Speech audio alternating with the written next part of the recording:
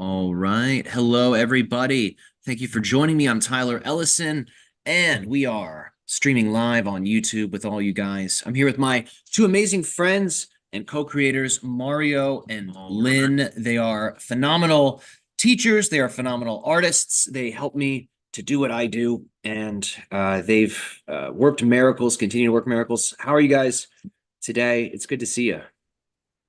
Hello, dear friend. It's always a pleasure and honor to join you in these beautiful live streams. And a tremendous gift for us and all. Yeah, thank you. Thank you. I feel the same way with these because it really is an opportunity, I think, to drop in collectively, right? I mean, we live in a society where everybody's moving, we have families, we have jobs, we have responsibilities, relationships, and those are things that cost energy, but they're enjoyable, right? So there's like a push and pull with our worldly tasks, right? We sort of love it and sometimes we hate it, but it costs attention. And I think it's so special we can say, all right, let's pause what our usual world is to co-create this magical world, which of course carries into our lives following the transmission. So I agree. I think this is a really special creation. I feel these practices and the spiritual practices and all these transmissions and co-creations, they are balancing the world, like the other part of the life, where is the more daily life, if we could say like this. And I've noticed that while I'm doing other things other than our spiritual practices, I am keeping this energy within me. I am doing the practice within me somehow, and this energy stays with me, and I am able to pass it on to other people and to create a beautiful, harmonious atmosphere for all.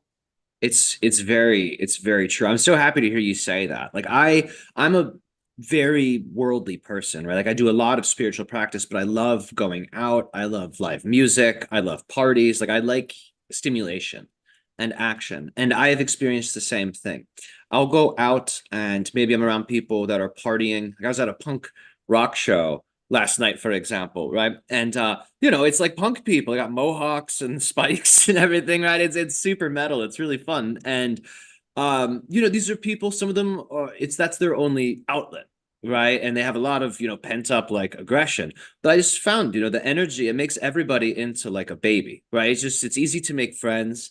It's easy to see past the things that might normally offend the ego, right? There's all these things people do, they don't even mean to, right? But it could be annoying, offensive.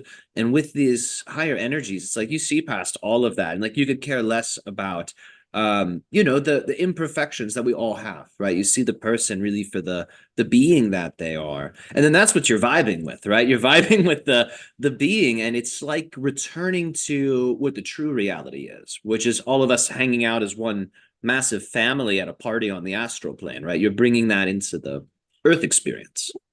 So I'm with you. It really does make things better. I'll share something very inspirational. Maybe I'll post pictures. I got some photos of it, but I was driving to a concert. This was yesterday, and I'm driving from Wilmington, Delaware to Philadelphia, Pennsylvania. The whole drive, right? It's about an hour drive. There's like massive, totally vibrant double rainbows the whole way.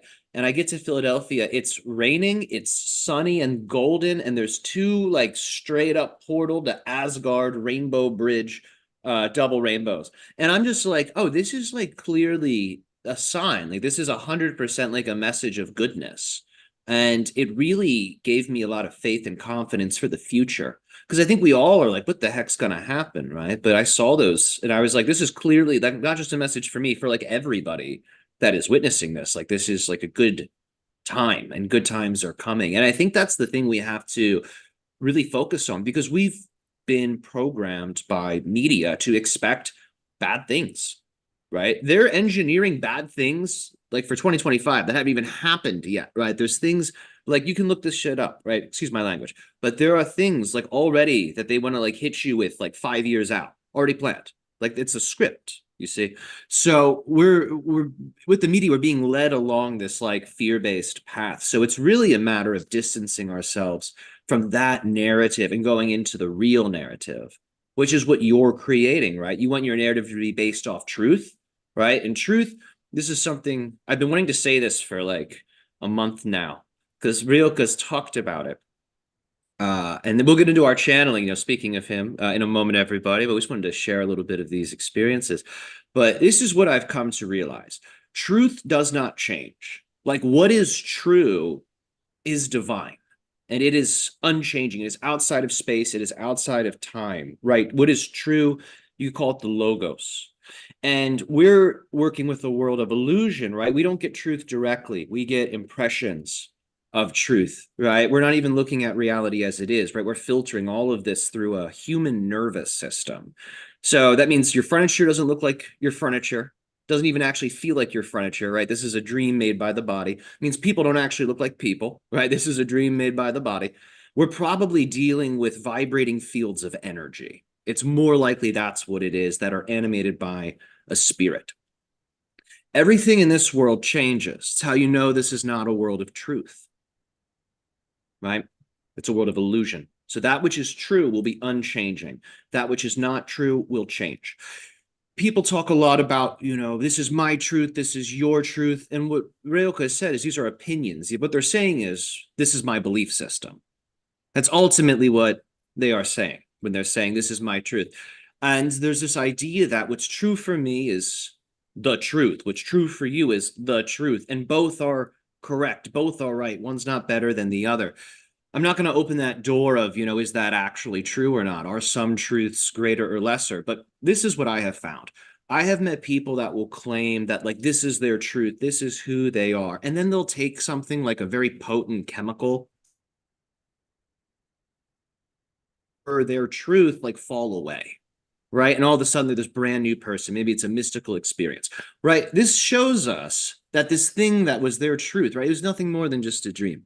So I encourage all of us to be willing to stay as open as we can to what we think we know so we can learn more and grow more. Because I know in my own journey, my biggest hang up has been thinking I like have already figured it out.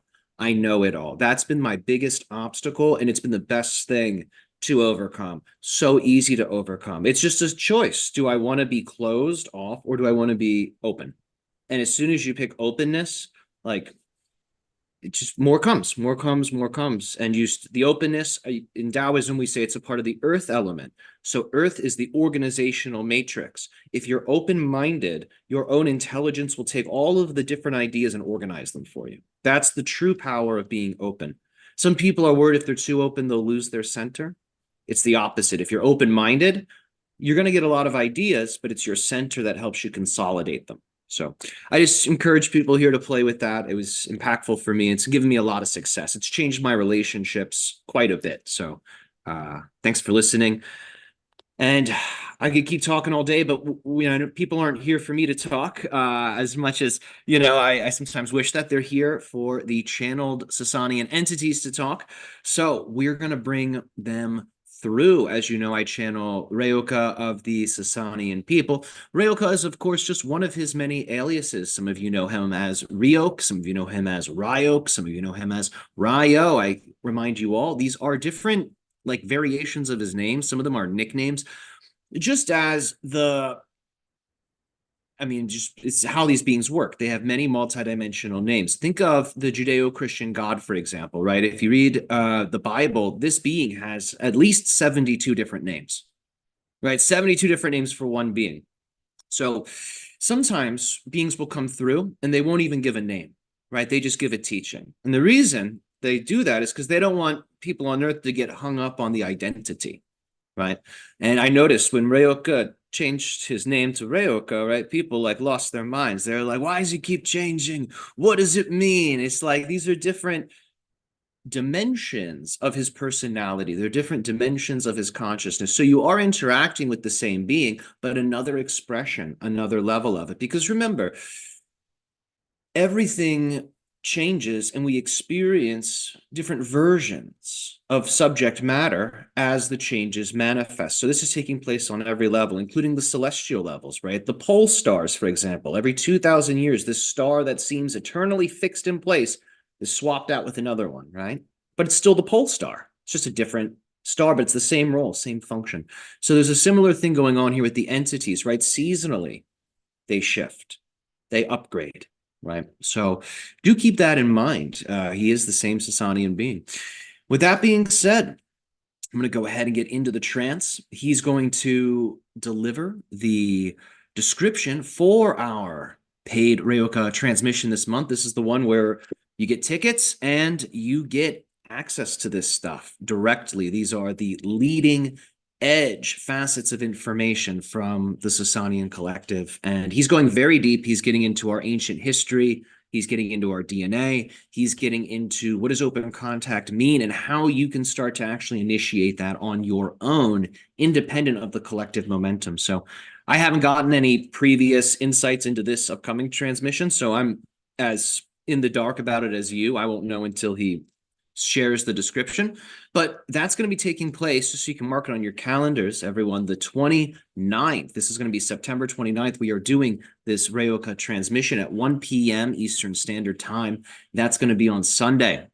We also have 2 other events this month, if you guys would like to come, because this is a really powerful month. I mean, on the 11th, we're going to be doing a live stream here on YouTube again. That's going to be at 1 p.m. And this is the Egyptian New Year. So it is September 11th, right? It's a very upsetting day for a lot of people, a lot of lives lost in the United States, right? It marks tragedy. But in many schools of thought, right, with the Egyptian calendar, September 11th represents the beginning of the Egyptian New Year. So it's a powerful day. 11 is seen as a pillar of manifestation, right? Think of a UFO with that beam of light that abducts the cow from the field, right? It's like this, right? It's a beam of light that can beam down and download energies, or it can beam up and upload energies. But that's the theme of the 11th. So we'll be doing a live stream here on YouTube. It's going to be a channel where you guys can just bring questions. We're going to be taking questions, and he'll be doing a special teaching on that new year and what that represents, what that means.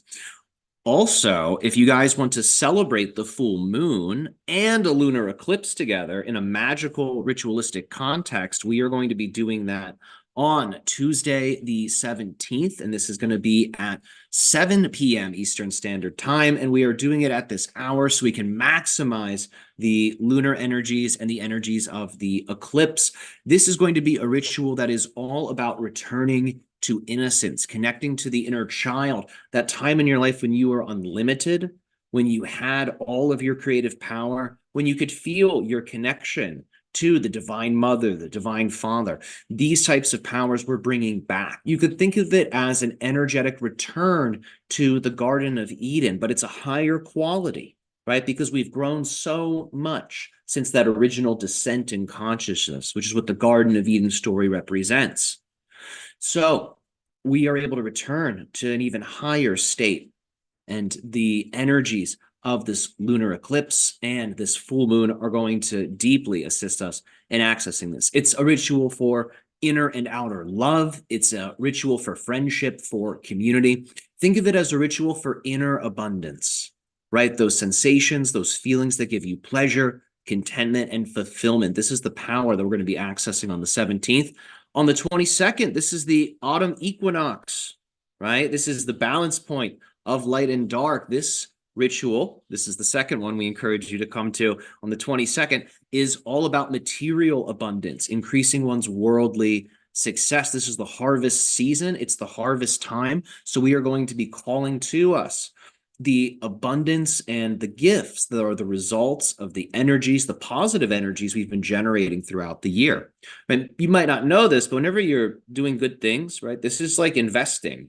You're sending positive energy into the universe, right? It's making more positive things.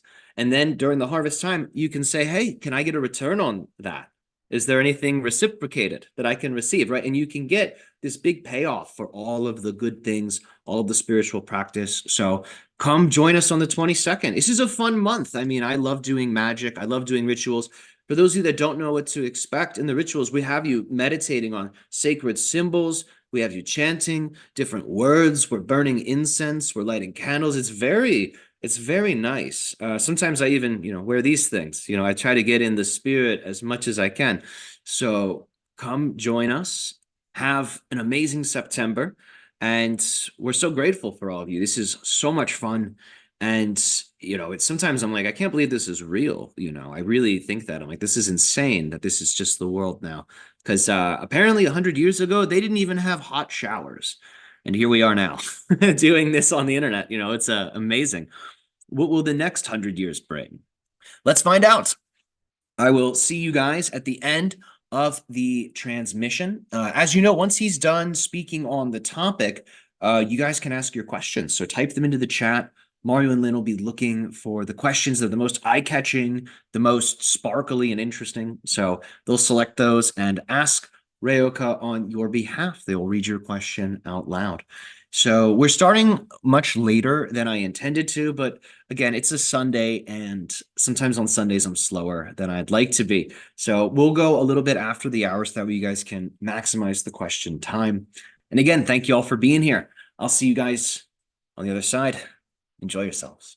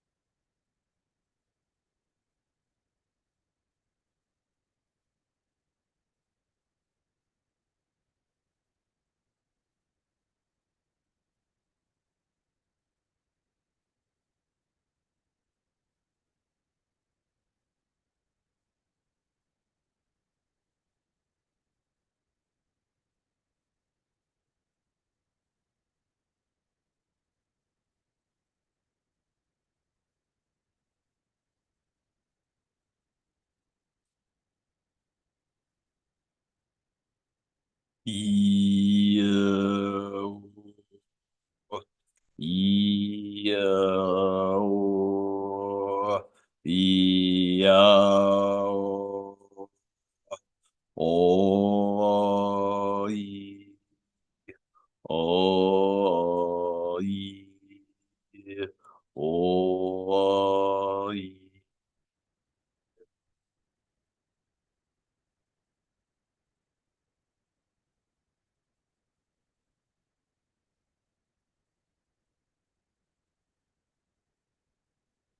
All right, we thank you all for joining us for this ecstatic co-creative transmission that we share with you this day, this afternoon, this evening of your time, depending on where on your planet's surface you are located. Greetings, dear hosts. How are the two of you this day? Hello, RYOKAH. We are doing great and amazing, and thank you for co-creating this magical event, as always. And it's Of so course. beautiful to be in your presence. And so wonderful to be able to work and play with you in this manner. And dear audience, we thank all of you for joining us. As you know, delivering this information and more represents, for myself and for many members of my civilization who commune with me, our collective and individual joy, our passion, our excitement. So when we do this, we are blissed out, as you say. And keep in mind that as the channel before you becomes more open, for that was one of the topics that he opened with, it allows for that blissfulness to be able to enter in to your collective reality. Keep in mind that there are a variety of different levels of various states of being that you can access. The states of being are organized from greater to lesser in relationship to their vibrational frequency. So what you call unconditional love, this is the baseline, you see? When you reach unconditional love as your primary state of being, this is when the door to the upper realms, to the upper worlds, really opens up for you in a way that is incredibly personal and in a way that is incredibly personally transformative. When the unconditional love of the heart chakra awakens, this begins to stimulate the energy of blissfulness in the crown chakra. It is blissfulness that is the closest state of being to the source level of consciousness. Beyond bliss, there are states that you can access, but you don't really have language for them, because beyond bliss, you begin to access states that are truly outside of space and time. They are states that are akin to the Buddhist idea of emptiness, you see, where all experiences are embraced and are lived to such a degree, with such simultaneous quality, that it's almost as if no experience is being had, you see. That is what is beyond bliss. So, we emanate the frequencies of bliss to you, so the energies of love can be awakened. So you can experience what it is to ground those high frequency source vibrations through the heart center here on earth. It is your love that anchors the bliss. It is your love that anchors the emptiness. It is your love that pulls down heaven to the earth. That is why we say love is the baseline. Love is the foundation. Without love, you can still use your energy body to access the upper worlds. You can still have psychic experiences, but you can't anchor them in the exact same way. You can't pull down the heavens in the same way. Keep in mind, your body, in many ways, is like a cosmic receptor site, you see? Just as you have receptor sites in your body that different compounds will bind to, perhaps they're neurotransmitters, perhaps they're hormones, you yourself are like a giant receptor site. The way you program your energy field determines the type of receptor site that you are. If you program yourself in a way where you are like the upper worlds, through the process we have described and laid out, you will be a receptor site for the upper worlds. They will be drawn to you. But if you do not transform yourself in such a way, you will not be as attractive to the powers of the upper worlds. It's all about resonance, you see. So your body is like a multidimensional crystal. Keep this in mind. You can charge crystals with energy.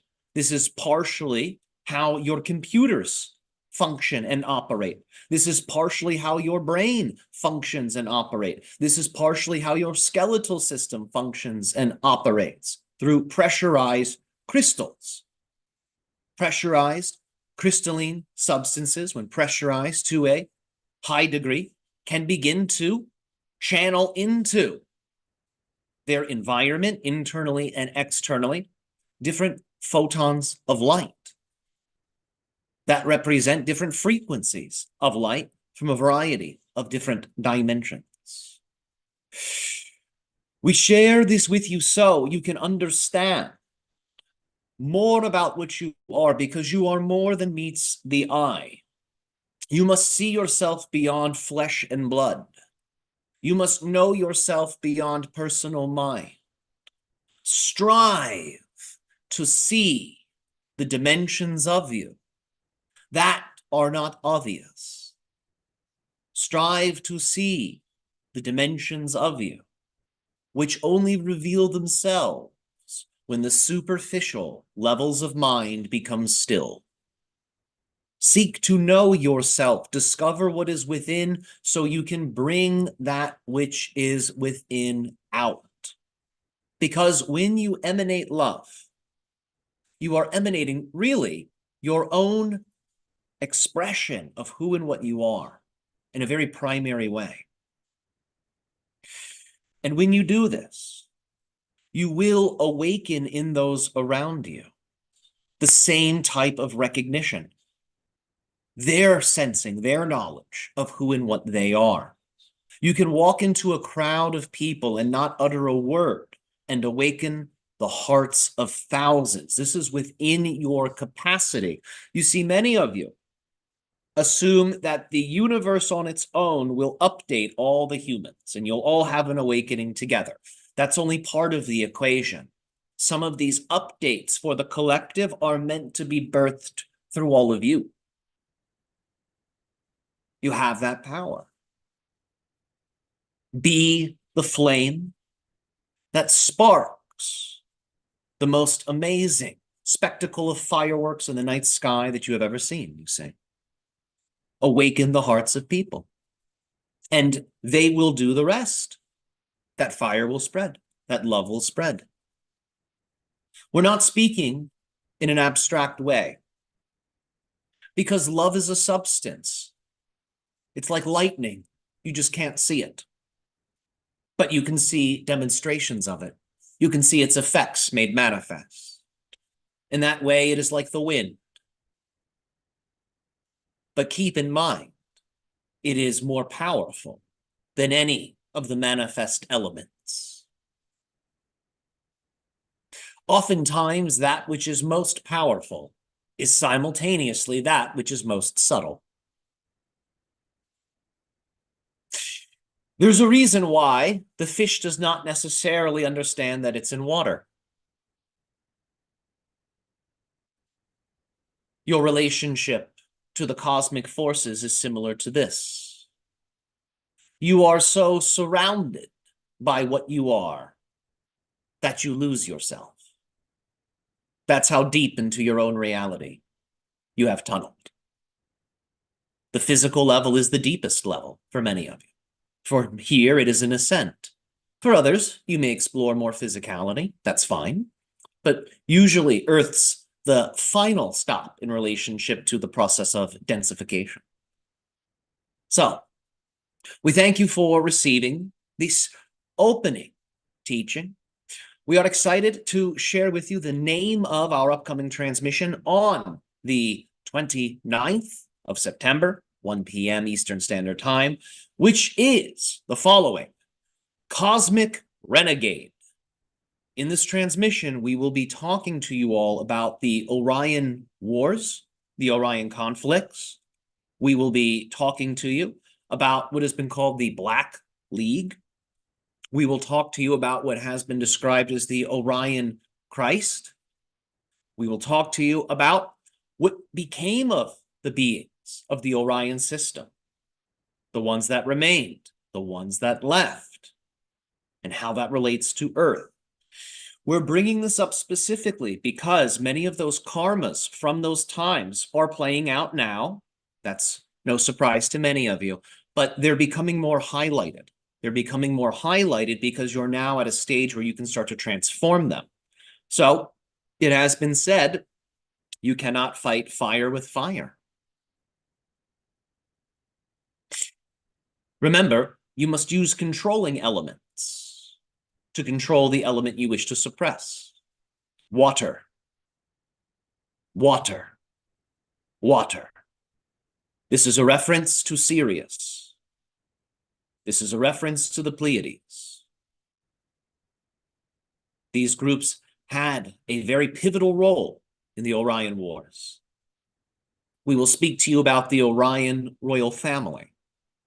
We will speak to you about the ins and outs of the dramas that related to how the Orion Empire formed, how millions of beings were brought under its rule, and how many of them did so voluntarily, not recognizing what they were walking into.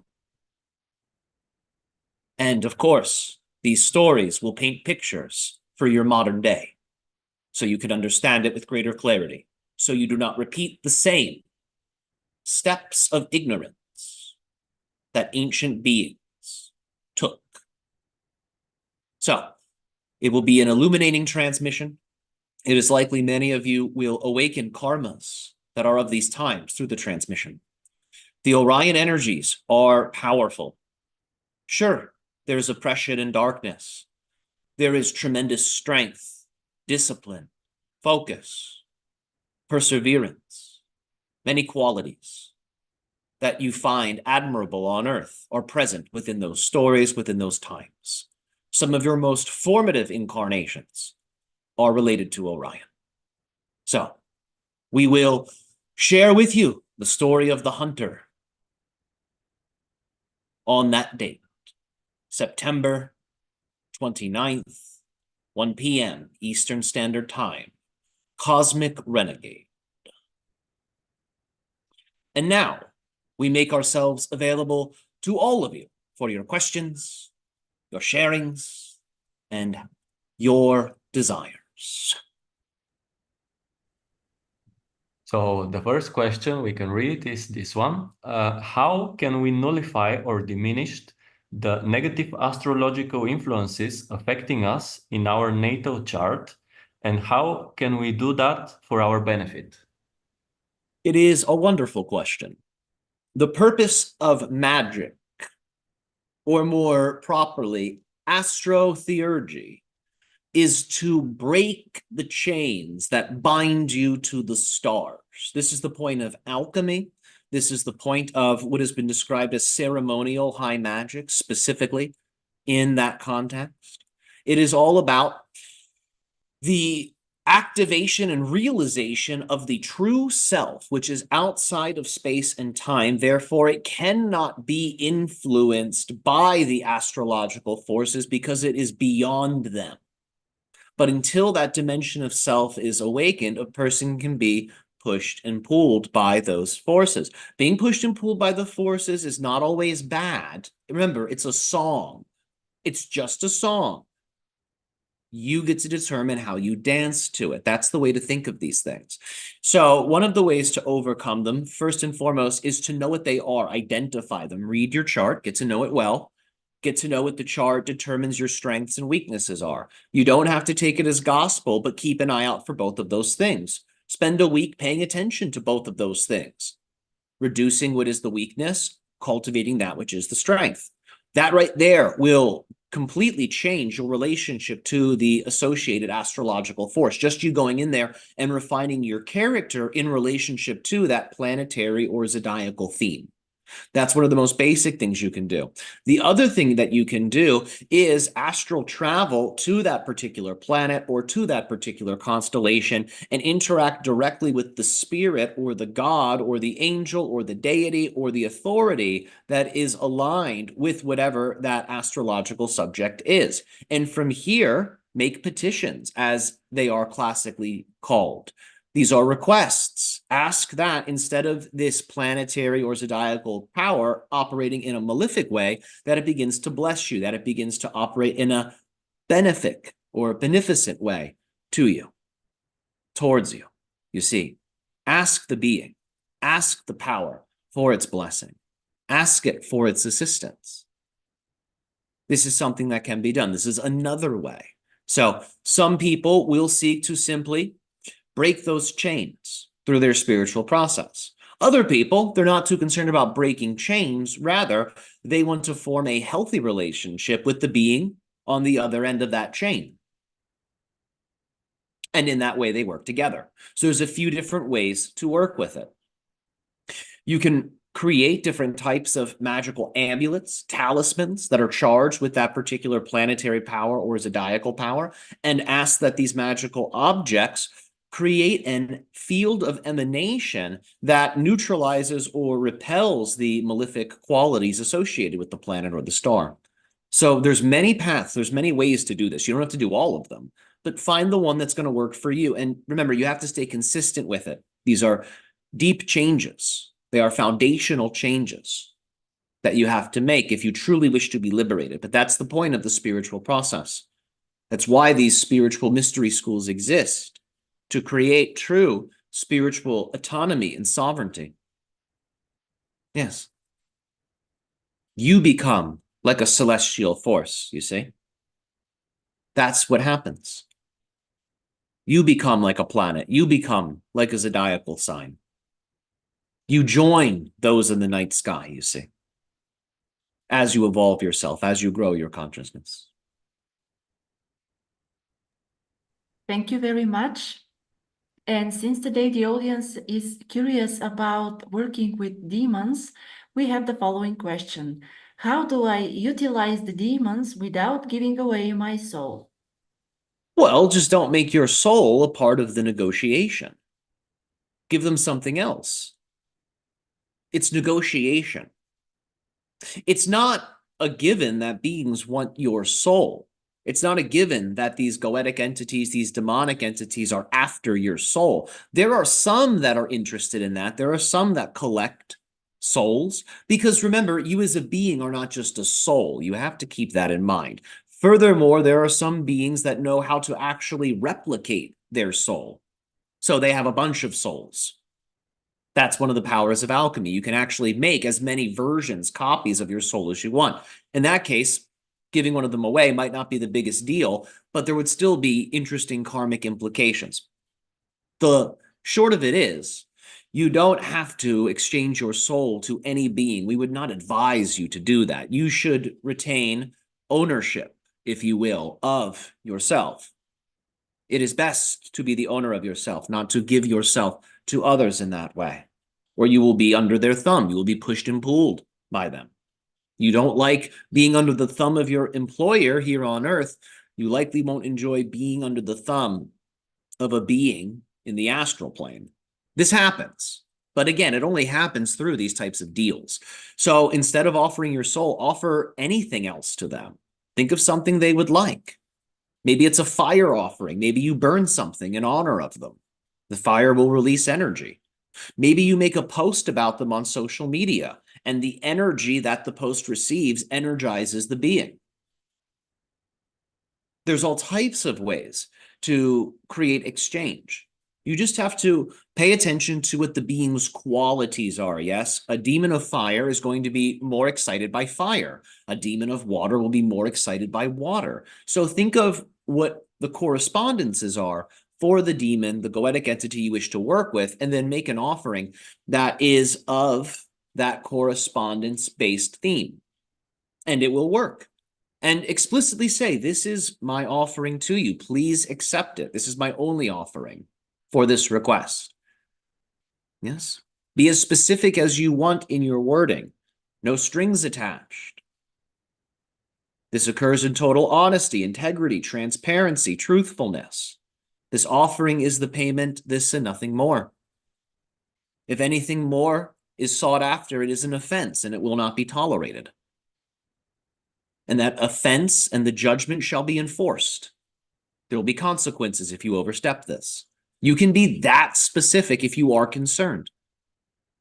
They'll understand. You must keep in mind what these beings are, the goetic entities. They all have titles, you may have noticed. They are kings, they are presidents, they are dukes. They have titles of nobility. So they are used to negotiations. They are used to serious negotiations.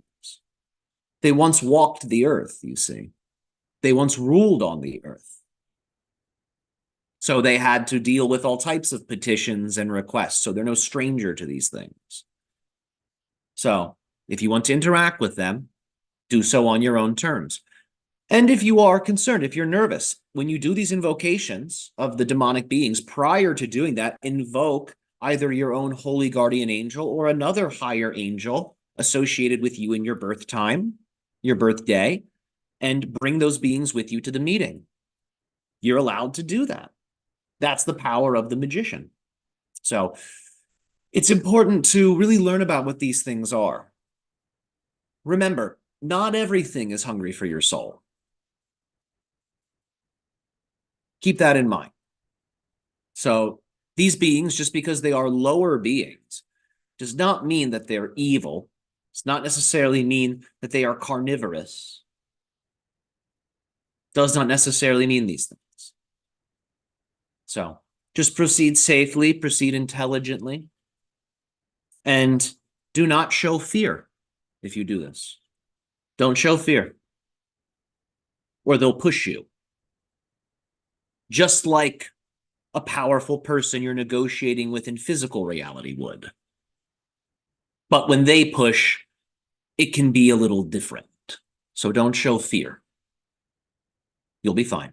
Just proceed when you're ready. Don't do demonic workings if you're not ready. It can open some strange doors. Remember, what you call demons, just for everyone that's here, what you call demons, demons are nothing more than the gods of competitor religions that your religion vilifies. That's a demon. So all the demons that are a part of the Judeo-Christian religion, these are foreign gods that the Israelites were instructed not to worship. You see? So they are labeled demons.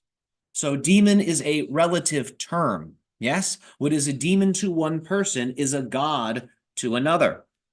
Keep in mind, in your Japanese culture, there is not really a word to differentiate angel and demon. It's one word. It is kami, you see. So keep in mind, what you call demonic is simply something that is older. It's something that is more connected to the earth. And it is something that is very powerful. So tread lightly and tread wisely.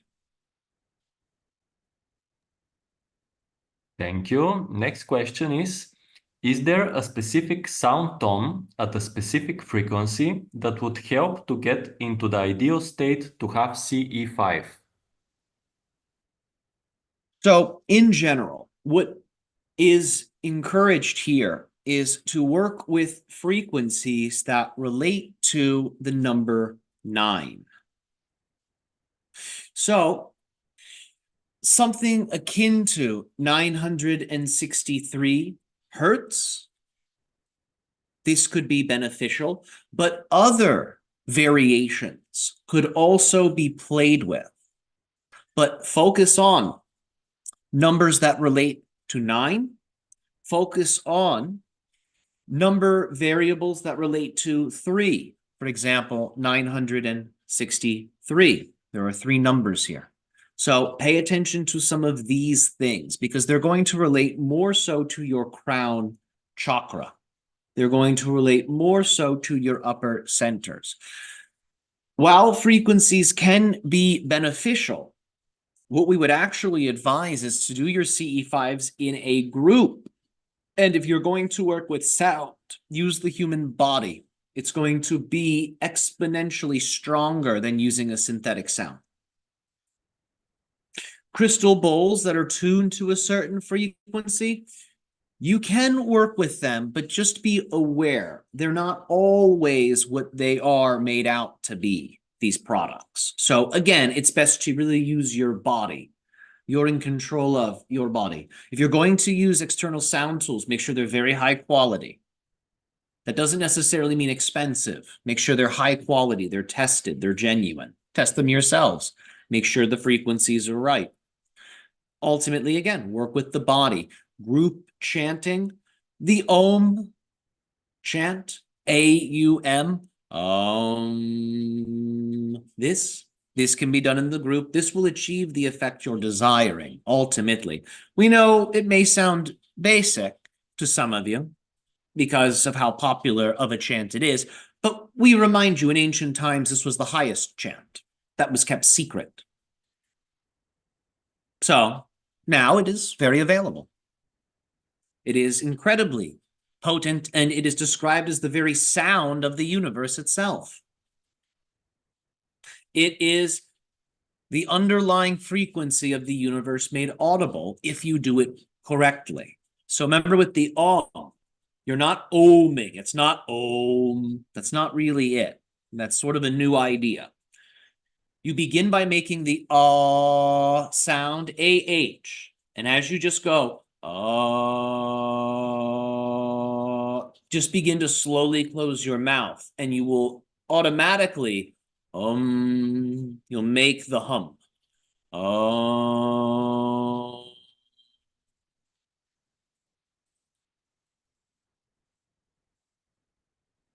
As you're doing this in the group, the idea is see your crown chakra glowing, see the group's crown chakras glowing. and sustain this state. Now, if you're going to do this, a good prerequisite exercise is deep earth grounding.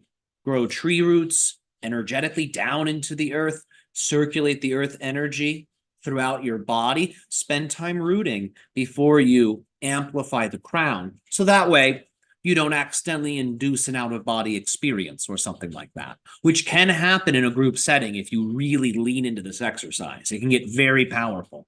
So that will call them. But remember, it's really your group alignment and intention. That's going to be the biggest thing here. All of these other things are amplifiers. They're useful, but don't rely on the amplifier. Keep that intention pure, keep it excited, keep it strong, and that amplifier is going to amplify it. But don't rely too much on the tool and lose that motivation. The motivation's your primary, the passion is your primary, and let the tool channel that, and you'll be smooth sailing.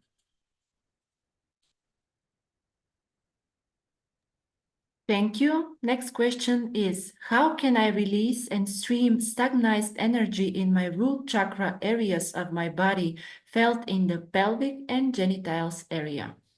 Can you repeat the beginning of that question for us one more time? Of course. How can I release and stream stagnized energy in my root chakra areas? Sure. Thank you. Thank you. So there's a few things that you can do.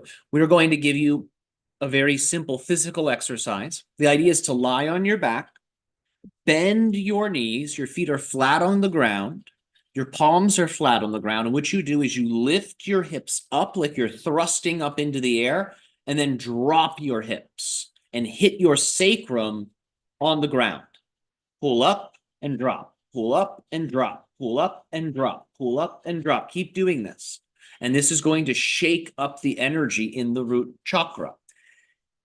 Now, what we're going to say next, again, this is not medical advice, but this is tantrically what can be done. For men to move energy in the root chakra, something like a perineum massage. For women, this can also be done. The perineum massage will move the energy in the root chakra superficially. Because remember, the chakra is really inside the body. When you're working on the surface of the skin, you're sort of knocking on the front door. It's like the front of the house. So massage the perineum 36 times clockwise, 36 times counterclockwise. Be very gentle. There's a lot of very special and delicate muscles here. They take a lot of weight, so don't overstrain in the massage. Be gentle. Less is more.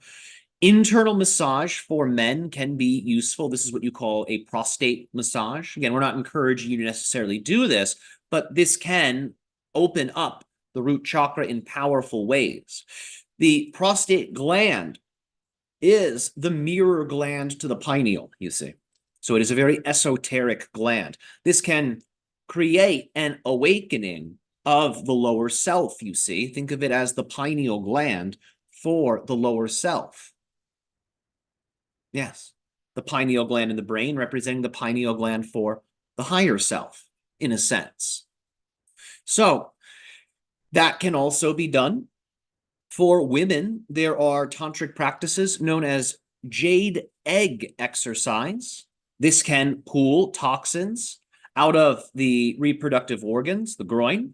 It can also pull toxins out of the root chakra, and it can strengthen the root chakra, very much so. Kegel practice, physically, done each day, contracting the perineum and releasing, contracting and releasing. This will also move stagnant energy in the root chakra. Ultimately, you're working with massage techniques and perhaps what you would consider to be different types of physical exercises. These are going to be the best way to move the energies in the root chakra. You may notice we're giving you more physical ideas here because it's the most physical of the chakras. Its element is more connected to earth, somewhat water, but it's mostly an earth center. So do keep in mind, it is physical exercises and things like this that will make the biggest difference. Meditations that break up the stagnant energy, these can be done. These can be effective, but work physically first in a safe way. Do some research. Work with professionals if you have to for some of these things, teachers, instructors, but do something physical first. Gentle could just be a gentle massage regularly each day, maybe a couple times a day. But work on yourself physically. That's going to open up the tissue. So when you do the energy works, the Reiki or the energy circulations, it's going to be able to penetrate more deeply. It's going to go into the tissue in a more complete way. So those are our suggestions for you here. The workings of Mantak Chia, in particular, we would advise look into this, specifically the books on the tantric sexual alchemy, the kung fu as it's called, because these are going to have diagrams and many descriptions that will help you to understand these things more thoroughly than what we're able to describe with you here. Thank you. And next question is, what is the significance for the eclipse in Pisces coming up individually and collectively? Sure. So keep in mind that during the lunar eclipse, it is an extension of the Earth's shadow being amplified by the moon. Spiritually, that has the greatest impact.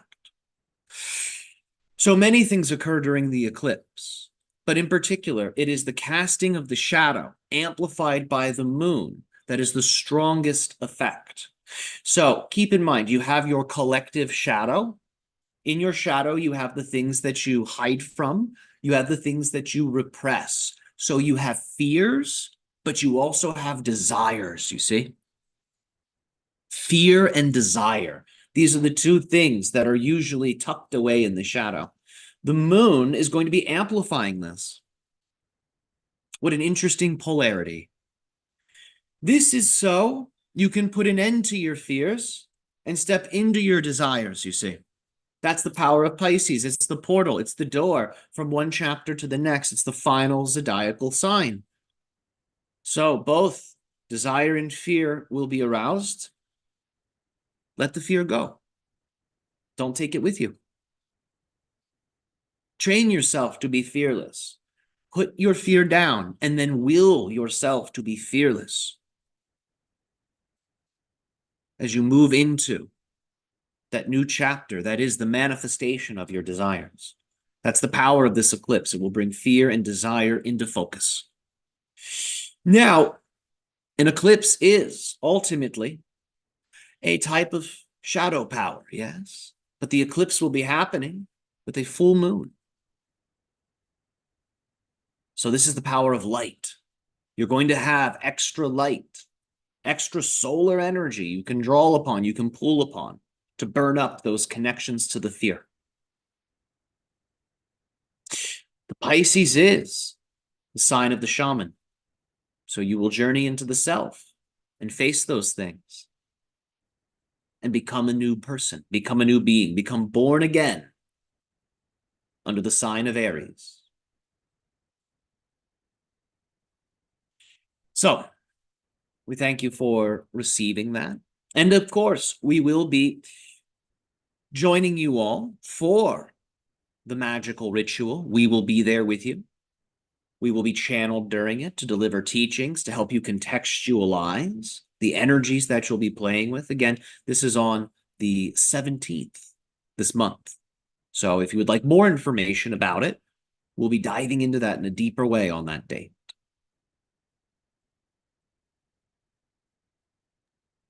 Is there time for another question? We will take one final question. Okay, can you talk about drinking your own urine, liquid gold or toxic?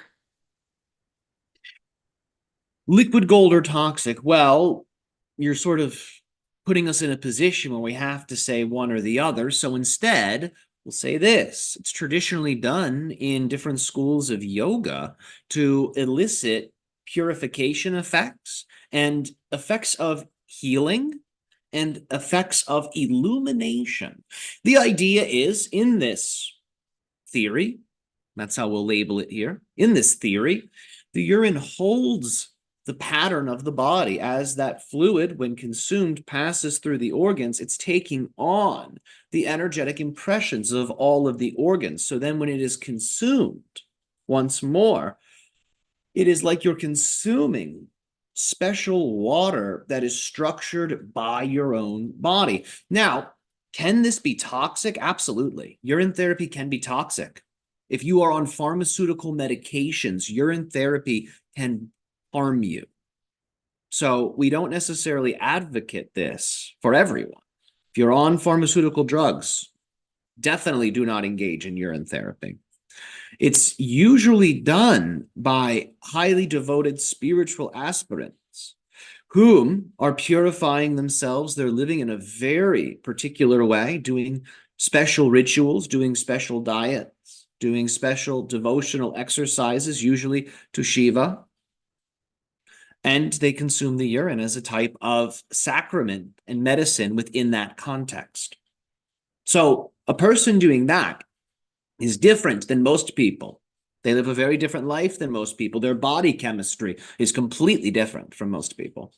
So can this be done in a healthful way? Yes. Remember, urine contains within it stem cells, you see?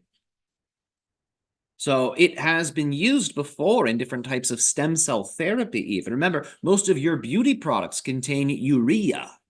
So all of the women that are listening to this, if urea is in your beauty products, you are putting urine on yourself, you see, from animals usually. So many people say, why use an animal's urine when I could use my own? Sure. The idea is just be cautious. Make sure you're eating a healthy diet because, as you know, urine can have buildups of ammonia. There can be other compounds, toxins that are excreted through the urine. So you have to be living a particular lifestyle. From our perspective, if you're going to do something like that and expect it to be beneficial. So don't just do it and be eating fast food and smoking and living however you please. It's best to honor what that is.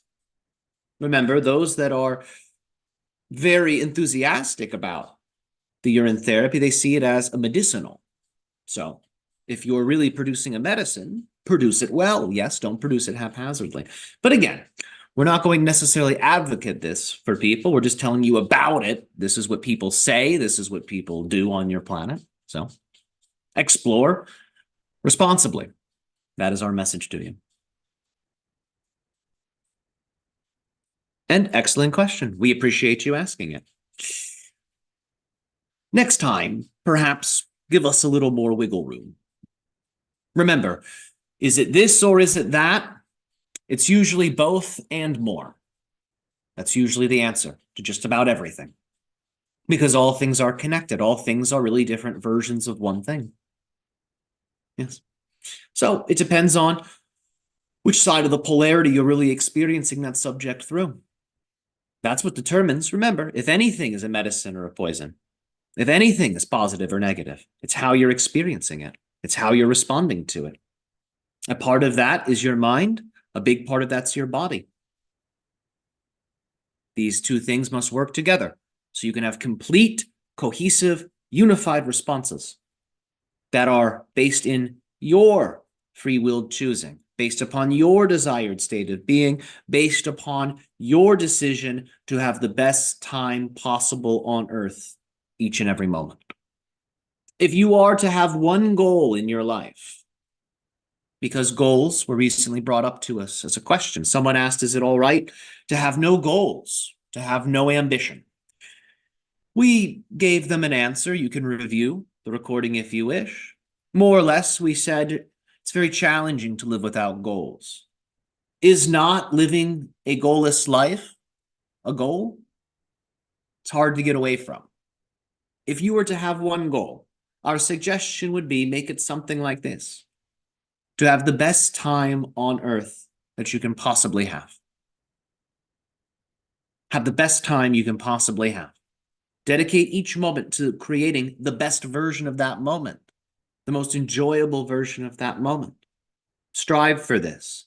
Strive for this. Strive for this. And you will see that life will meet you halfway and will deliver It will deliver. It will deliver. It will manifest what you have mirrored. Just make that your focus and watch the doors open. We thank you all for your fantastic questions. This has been a wonderful, exciting interaction. Our unconditional love to you always, and we will see you this month for the rituals and for the transmission. Cosmic Renegade. Good day.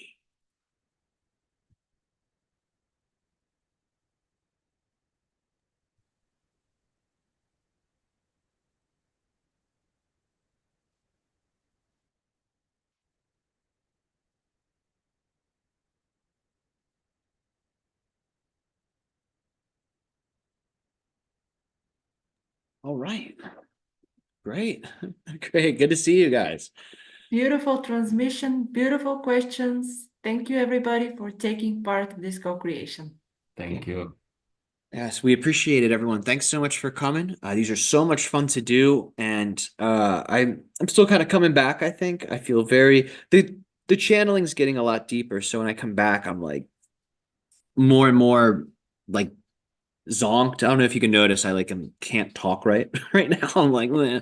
But thank you guys. It's so good to have you here. This is a lot of fun to do, and I can't wait to see you all for the upcoming events that we have. We're just going to be picking things up. I mean, I think it's time just to give the tools, the teachings, and the connections that are going to help these new Earth prophecies come to life. I mean, that's really, I think, our next step here. We have to build this new Earth, and we got to do it in a fun way. Right? You got to make it fun. Otherwise, no one's going to want to do it. So we're here to help you guys make it as fun, as easy, and as interesting as possible. So I look forward to seeing you guys. We'll see you this Wednesday for the live stream here on YouTube. That's going to be for the Egyptian New Year. And if you want more, and if you want to get into deeper content that we can't really get into on YouTube, please join us on Patreon. We're going to be going live tomorrow at 11 a.m. with Sashi Nicole, my friend, who will be taking the host role tomorrow, and she'll be fielding the questions and stuff like this. We encourage you guys, if you want to explore things that are too sensitive for the usual platforms, come join us there, because they're a lot of fun, and you get the one-on-one time. You get to directly ask your question on camera. So I know for a lot of you that's important. It's a special thing to do, and we strive to give you guys that opportunity. So we have that for you all on Monday. So we'll see you guys there. My love to you all always, and please have a wonderful rest of this afternoon. Take care. And thanks, Mario. Thanks, Lynn. Thank you, Tyler, for Thank everything you. that you're doing. Of course, very welcome. Love from us. Much love.